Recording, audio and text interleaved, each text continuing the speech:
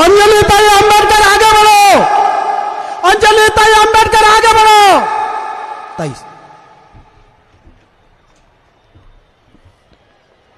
सर्व महामानवांना अभिवादन।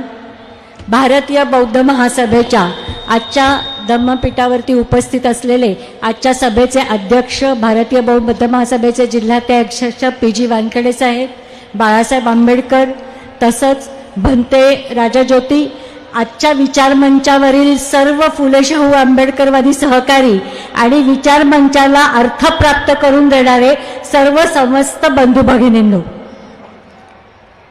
आज आपण दरवेळेला 14 ऑक्टोबरला जेव्हा बाबासाहेबांनी आपल्या स्वतः दीक्षा घेतली आणि लाखो लोकांना दीक्षा दिली, त्याची आठवण म्हणून आपण कायमच धम्मचक्र प्रवर्तन दिन साजरा करत असतो। तो धम्मचक्र प्रवर्तन दिवशी दीक्षाभूमीवर होतो आणि अकोल्याला आपण गेली अनेक वर्ष सातत्याने तो अकोल्यामध्ये करतोय।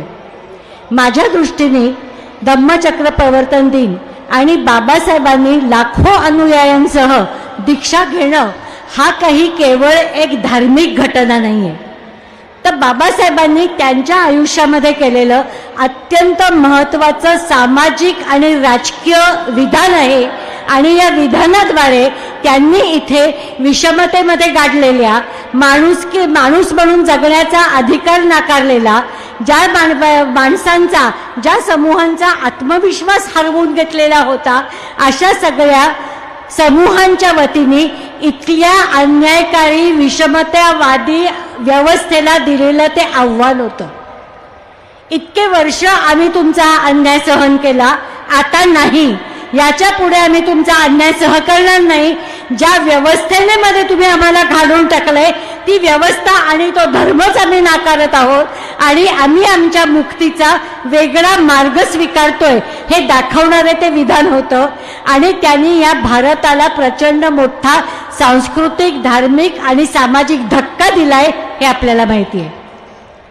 मी हा धक्का दिलाय अशासाठी म्हणतेय कारण कुठलंही सरकार येवो, कोणत्याही सरकारला सगळ्यात भीती कोणाची असते तर इथली आंबेडकरी जनता, फुले शाहू बाबासाहेबांच्या मागण्यावरती चालणारी जनता आपल्या विरुद्ध उठून उभी राहिली, खरंच त्यांनी बंद केलं तर काय, ही धास्ती इथल्या प्रत्येक व्यवस्थेला असते आणि म्हणूनच वेगवेगळ्या पद्धतीने आपलं आंदोलन चिरडण्याची, आपल्यामध्ये फूट पाडण्याची, आपल्याला वेगवेगळ्या पद्धतीची आमिष दाखवण्याचं एक कारस्थान इथली व्यवस्था सातत्याने करत असते। कुठल्या व्यवस्थेला आव्हान दिलं होतं?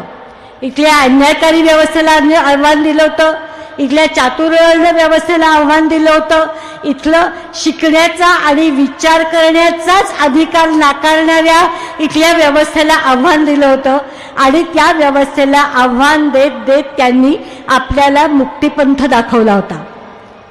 फक्त आपल्या भीमस्तुतीमध्ये मुक्तपथ कोणता एवढं बोलून आपल्याला चालणार नाहीये, तर त्यांनी दिलेला मुक्तिपंथाचा मार्ग आपल्याला खऱ्या अर्थाने समजून घेतला पाहिजे, स्वीकारला पाहिजे, त्याचा डोळसपणाने विचार केला पाहिजे आणि पुढे गेलं पाहिजे। हा मार्ग कुठला होता? हा मार्ग आपल्याला नेणार होता आपल्याला मानसिक गुलामगिरीतनं मुक्त करण्याकडे। हा मार्ग आपल्याला नेणार होता इथली व्यवस्था मोडण्याकडे। हा मार्ग आपल्याला नेणार होता आपला आत्मसन्मान जागृत ठेवून सगळ्यांनी एकत्र येऊन सामूहिकरित्या इथल्या व्यवस्थेला आव्हान देण्यामध्ये। केवळ संगम नमामी म्हणून चालत नाही, तर संगम नमामीमध्ये इथे सामुदायिक जीवन जगण्याची, समाजाला बरोबर घेऊन जाण्याची जी काही शक्ती असते, जी काही ताकद असते, ती सामूहिकता जपण्याचा धडा आपण शिकणं याच्यामध्ये गरजेचं आहे। आणि म्हणूनच आपण वंचितांचा जेव्हा विचार करतो तेव्हा वंचितांमध्ये खूप मोठ्या प्रमाणावरती ह्या व्यवस्थेचे बळी, जे आपल्यासारखे असंख्य बळी आहेत, त्यांना आपल्याबरोबरच बरोबर घेत या मुक्तिपथाकडे जाण्याची वाटचाल करण्याची गरज असते। बाबासाहेबांचा सम्यक जीवनाचा मार्ग त्यांच्यापर्यंत पोहोचवणं आणि बहुसंख्याकांनी तो मार्ग स्वीकारणं ह्याची गरज असते आणि तो खऱ्या अर्थाने सामाजिक, राजकीय, आर्थिक क्रांतीचा मार्ग आहे आणि आपण तो त्याच्यामध्ये स्वीकारला पाहिजे। खूपदा आपण बोलत असताना बाबासाहेबांनी दाखवलेल्या मार्गावर आपण जात असताना त्या मार्गावरची जी महत्त्वाची आपली तत्त्व आहेत, प्रज्ञा, शील, करुणा, विवेक, समता, ही वाक्य आपण भाषणांमध्ये सातत्याने बोलत असतो, घटनेची तत्व म्हणून आपण त्याचा बोलत असतो, पण खूपदा त्याचा खरंच पुढे जाऊन विचार करतो का, ह्याचाही आपण विचार करण्याची गरज आहे. प्रज्ञा म्हणजे नेमकं बाबासाहेबांना काय म्हणायचं होतं? प्रज्ञेबद्दल बोलत असताना किंवा प्रबुद्ध भारत सारखं पाक्षिक सुरू करत असताना बाबासाहेबांची अशी इच्छा होती की इथल्या सगळ्या जनतेने प्रज्ञावंत व्हावं.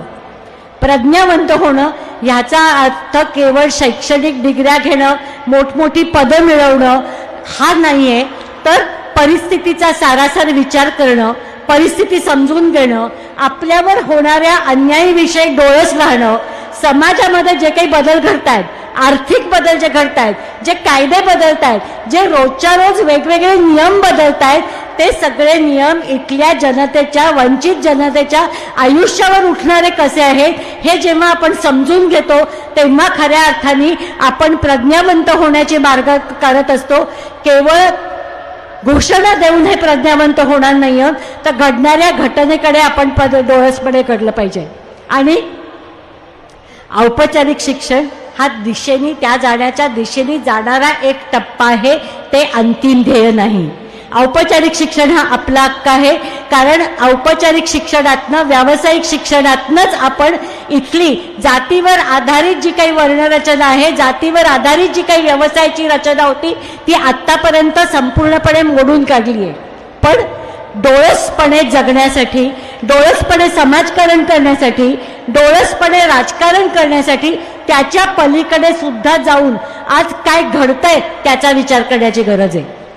आज परिस्थिती अशी निर्माण केलेली आहे की एखादा प्रस्थापित समाज स्वतःचं वर्चस्व टिकवण्यासाठी, एखादा सत्ताधारी समाज, मी केवळ पक्ष म्हणत नाहीये, पण सत्ताधारी समाज, प्रस्थापित वर्ग हा इथल्या प्रत्येक प्रमुख पक्षामध्ये, प्रत्येक प्रमुख राजकीय आघाडीमध्ये आहे, आणि तो समाज आपला वर्चस्व टिकवण्यासाठी कायमच वंचितांना वंचितच ठेवण्याचे वेगवेगळे खेळ करत असतो, त्यांना दाबत असतो, त्यांच्यावर अन्याय करत असतो. त्या सगळ्यातनं बाबासाहेबांनी घटनेमध्ये आपल्याला खूप अधिकार आणि स्वातंत्र्य आणि तसंच संरक्षण देऊन आपल्याला एक मार्ग दाखवला. शिक्षणाद्वारे आपण अनेक गोष्टी मोडून काढल्या, आणि तरी सुद्धा ज्या शिक्षणाद्वारे आपण प्रगती केली ते शिक्षण आपला आवाक्या बाहेर नेऊन ठेवण्याचं काम इथे चाललंय. समाजशास्त्रामध्ये असं म्हटलं जातं की कुठल्याही सत्ताधारी समाजाला खात्री असते की ज्यांना आपण दाबतोय, ज्यांना आपण टाचेखाली चिरडतोय, ते कधी ना कधीतरी आपल्या विरुद्ध उभं राहून बंड करतील. मग त्यांचे वेगवेगळे पर्याय सुरू होतात, ते त्यांचे बंड मोडून काढण्याचे पर्याय सुरू होतात. मग त्याच्याकरता त्यांची वेगवेगळ्या पद्धतीची सेना असते, पोलीस यंत्रणेचं दमन करणं वापरलं जातं. माझ्या आधी बोलताना सुजातनी ज्या सगळ्या तरुण आंबेडकरी युवकांची नावं घेतली, त्यांच्या कोणाच्याही अन्यायाच्या पाठीमागे व्यवस्था त्यांच्या बाजूने उभं राहिली नाही, तर अन्याय करणाऱ्यांच्या बाजूने उभं राहिली, हे आपण त्याच्यामध्ये पाहिलंय. त्याच्याही पेक्षा पुढे जाऊन त्याच्यामध्ये हत्यार असतं ते धर्माचं, धर्मांधता बनवण्याचं, जातीयतेचं विष सगळ्यांच्या मनामध्ये कालवण्याचं, आणि सगळ्यात महत्त्वाचं असतं ते म्हणजे माणसाचा विचार करण्याचा मेंदूच बंद करून टाकायचं. आणि तो मार्ग असतो शिक्षणाचा. शिक्षणातनं एकदा तुम्ही विचार करण्याची शक्ती काढून टाकली, प्रश्न विचारण्याची शक्ती काढून टाकली, व्यवस्थेच्या बद्दलची उत्तरं शोधण्याची शक्ती काढून टाकली की आपोआप लोक प्रश्न विचारण्याचंच बंद होतात. आणि आत्ताचं भाजपचं जे राजकारण आहे ते मुळामध्ये पुढच्या पिढीचा मेंदू बंद करून टाकण्याचं राजकारण आहे, आणि त्याच्या विरुद्धचा संघर्ष हा आपला सगळ्यात मोठा सांस्कृतिक संघर्ष राहणार आहे. हा संघर्ष सोपा नाही आहे, हा संघर्ष खूप कठीण आहे. त्यामुळे प्रज्ञा या शब्दाचा अर्थ करून घेतला पाहिजे. करुणा ही सर्व वंचितांबद्दलचं करुणा ही आपल्याबरोबर असली पाहिजे. या मार्गावर पुढे जाताना समता हा केवळ भाषणात वापरण्याचा शब्द नाहीये, तर माझ्या रोजच्या जीवनामध्ये मी समतेचं आचरण करतोय की नाही, करतेय की नाही, अगदी माझ्या घरापासून हा विचार करण्याची गरज आहे. आणि या सगळ्या मार्गावर जात असताना आपण एकट्या दुकट्याने नेऊन चालवणार नाहीये, तर धार्मिक पातळीवरती, राजकीय पातळीवरती, सामाजिक पातळीवरती आपण जर एक राहिलो, आपलं ऐक्य राहिलं, आपला एकमुखी आवाज राहिला, तरच कुठेतरी या व्यवस्थेला आपण तोंड देऊ शकणार आहोत. आपलं काय होतं, आपल्यातलेच काही लोक अतिशय विद्वान, त्यांनी आपला बौद्धिक भेद करण्यावरती सोडलेले असतात. ते वेगवेगळ्या पद्धतीची आपल्यासमोर भाषणं करतात, वेगवेगळे मुद्दे मांडतात आणि आपण त्याच्यामध्ये वाहवत जातो. आज गरज आहे ती, ह्या व्यवस्थेला तोंड द्यायचं असेल तर सगळ्या समाजांनी एकमुखाने एकत्र राहण्याची आणि सर्व प्रस्थापित समाजाला आणि त्यांच्या वंचितांना दाबण्याच्या नीतीला विरोध करण्याची गरज आहे. आणि तोच खरं म्हणजे आपला धम्माचा लढा पण आहे. कारण तथागताने दिलेली दीक्षा ही कायमच अन्यायाविरुद्ध लढण्याची दिलेली दीक्षा होती, अन्याय सहन करण्याची नव्हती. आणि तोच आपला पुढचा जीवन मार्ग असणार आहे. एवढं बोलून मी आपली रजा घेते. जय भीम, नमो बुद्धाय.